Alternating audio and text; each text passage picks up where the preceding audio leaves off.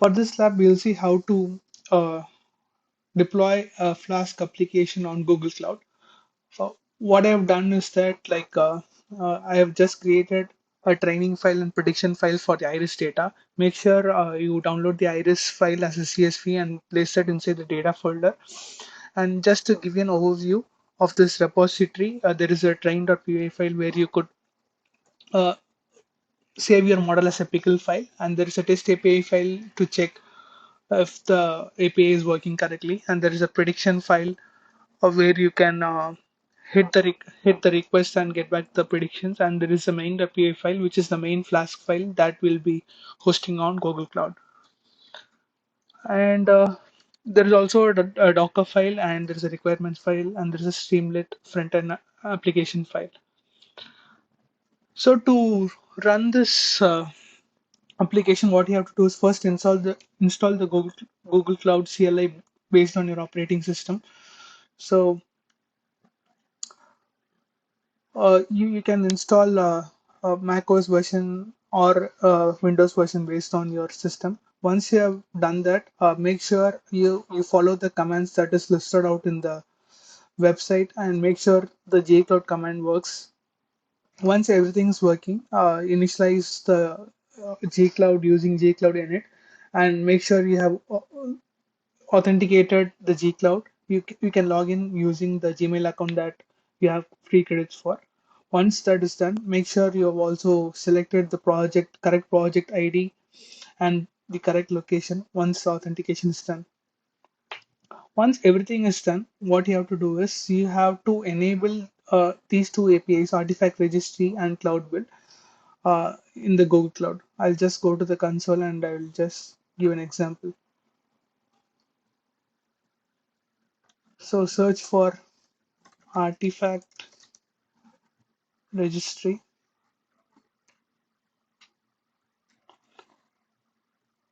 And for me, since I've enabled this, it straight away went into the application.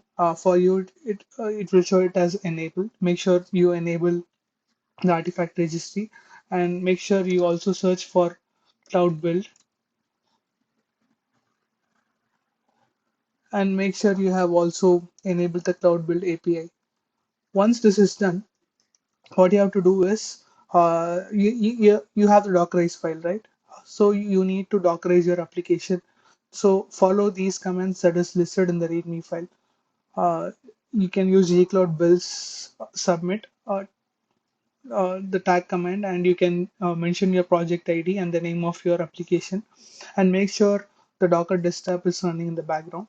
Once you run this command, it will take around some 2 to 3 minutes to build the entire Docker image, and then it will push this to the artifact registry. Once everything is done without any errors, you can run the gcloud run deploy command, and you should also mention your project ID here, and then you can give the name. I have given it as a Iris app, and you can just go with the default configuration, that is platform managed, which means that everything is taken care by the Google Cloud for you, and you can specify the port number. I have specified it as 8501, and allow unauthenticated means that anyone from with the public can access this link and get back the predictions. So once you run this, and if you have done everything correctly, you should see a link stating that the application has been deployed, and there will be a link that will be displayed on the terminal.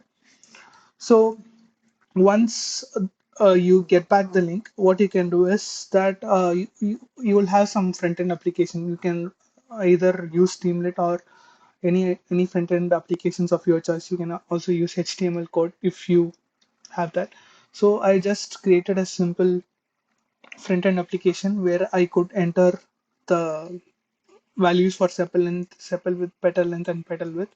And inside the request.post, this is my deployed application link, http.irisapp, some random strings followed by run.app. So slash predict is our endpoint. So it will be the same for you if you have followed the same tutorial. So make sure you also add slash predict after the link that you get back from the Google Cloud. Once you have updated this, what you can do is you can just do streamlit run and followed by the file name. Okay, I have not activated the virtual environment, so let me do that.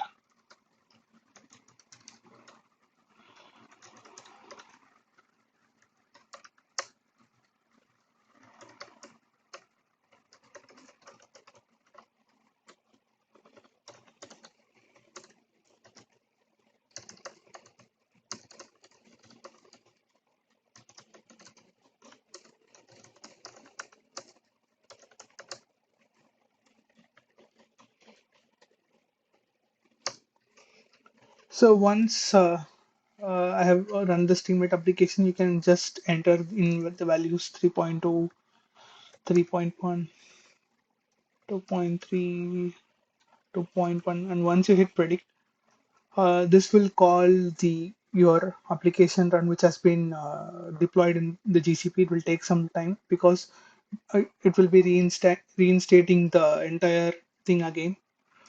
So let's wait for that. And you can see the predicted species is Iris setosa. You can go and check back the build history inside the cloud build run. As you can see, I have done a couple of tries. You can go inside the build and see like what are the details. You can also see the logs. What are the things that happened during the Docker run and all.